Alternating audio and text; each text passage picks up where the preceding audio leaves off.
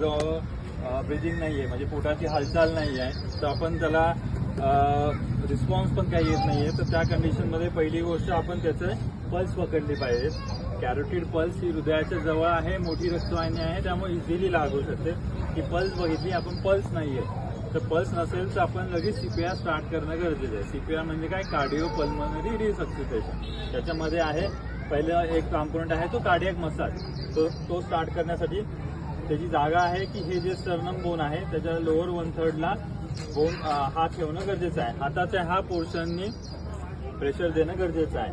हा हात आणि त्याच्यावर दुसरा, म्हणजे तुमचं वर्किंग हँड जो आहे, राईट हँड असेल तर राईट हँड इथे ठेवणे आणि त्याला दुसरा वरतून लेफ्ट हँडनी लॉक करणे.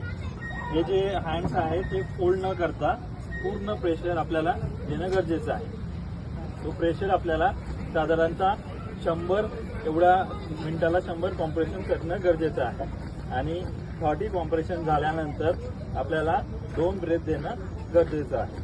समजा 30 ब्रेथ झाल्यानंतर हे असं करून नाक पूर्ण बंद करून तोंड उघडे करून तोंडाने श्वास देणं, हे 2 वेळा करणं गरजेचं आहे. हे 2 वेळा झाल्यानंतर पुन्हा 30 कॉम्प्रेशन देणं गरजेचं आहे.